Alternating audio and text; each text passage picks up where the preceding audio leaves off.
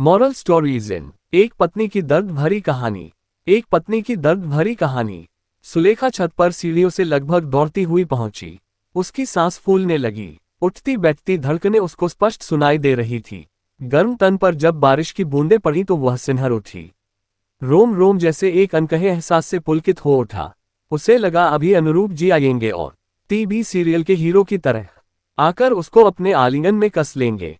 इसी खूबसूरत एहसास को महसूस करते हुए उसने सारे कपड़े तार से उतार लिए। इधर नीचे अनुरूप जी ऑफिस से आने के बाद टीवी देखने में मशगूल थे। सुलेखा कपड़े दोनों बाहों में भरकर नीचे ले आए। एक उछली सी नजर से अनुरूप जी ने उसकी तरफ देखा और फिर से टीवी स्क्रीन पर नजरें चिपका ली। मुझसे अच्छी हर चीज है, चाहे अखबार हो, टीवी हो या किताब।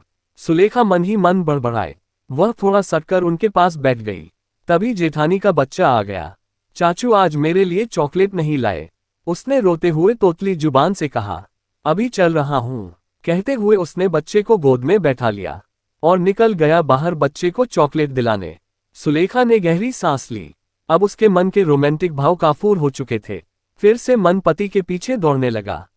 कितने सपने देखे थे उसने पति के लिए कि विवाह के बाद अनुरूप अपने नाम के अनुरूप ही उसका ख्याल रखेंगे, उस पर किसी फिल्मी दीवाने प्रेमी की तरह जान छिड़केंगे, बिल्कुल उसी नीले बड़े घोड़े वाले राजकुमार की तरह जो अक्सर उसे सपने में अपने घोड़े पर बैठाकर दूर खूबसूरत वादियों में घुमाने ले जाता और उसके गेसुओं की छांव में बैठकर उसकी नजरों से नजरें मिलाकर न जाने कितनी ही अनसुनी बातें कर जाता। बहू आज खाने में कुछ हल्का सा बना लेना, ज्यादा गरिष्ठ भोजन ठीक नहीं रहेगा। रात में सुनकर सुलेखा चुप रह गई और प्रत्युत्तर में बस गर्दन ही हिलाई।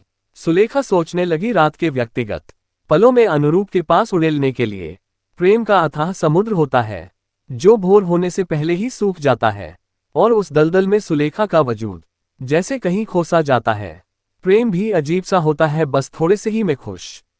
प्रियतम अगर प्रेम भरी निगाह निगाह से मिला ले तो सारे सिकवे गिले और दुख दर्द दूर हो जाते हैं। लेकिन ऐसा प्रेम जिसे वासना के अतिरिक्त और कुछ नहीं कहा जा सकता, वह नाभि के नीचे से ही शुरू होता है। आंखों से उसका कोई लेना देना नहीं। दो पल हाथों में हाथ डालकर साथी के साथ चार कदम चलना जैसे कदमों को नई ऊर्जा से भर देता है। धीरे धीरे सुलेखा का मन पीछे को खींचने लगा, क्योंकि प्रेम एक जगह एक बंधन में रुकता ही कहाँ है। वो तो पागल पवन सा समधुर धुन सा बस बचता ही रहना चाहता है। आजकल तुम मुझसे खींची खींची सी रहती हो, अनुरूप ने उसे आलिंगन में लेते हुए कहा। तो वह कसमसाए और चिल्लाकर कह देना चाहती थी कि यह प्रेम अब उससे नहीं होता, लेकिन वह चुप हो रही खामोशी से उस तूफान को गुजर देना चाहती थी, क्योंकि वह अनुरूप से प्रेम करती है। सच्चा प्रेम भले ही उसका प्रेम प्रेम के अनुरूप नहीं हो। तुमने कभी पूछा नहीं मुझे क्या पसंद है, सुलेखा ने अपना पल्ला ठीक करते हुए कहा। अरे इसमें पूछना ही क्या, हम तुम एक ही हैं ना, दो जिस्म एक जान, अनुरूप ने करवट लेकर अलसाए आवाज में कहा। प्रेम के बीच फिर से यह जिस्म शब्द आने से उसका मन विचलित हो गया। वह खामोश हो गई उस नदी की तरह जो तूफान लिए होती है, और खामोशी भी सबकी अपनी अपनी परिभाषाएं हैं प्रेम की। लेकिन क्या निर्वाह करना अपने प्रियतम से भी प्रेम है या कुछ नहीं? धीरे धीरे सुलेखा दो बच्चों की मां भी बन गई, उसी वासना भरे प्रेम से। लेकिन अब उसका प्रेम ममता का रूप ले चुका था। अब वह किसी प्रेम की तलाश में नहीं रही, क्योंकि आकर्षण समाप्त हो चुका था और प्रेम तो था ही नहीं।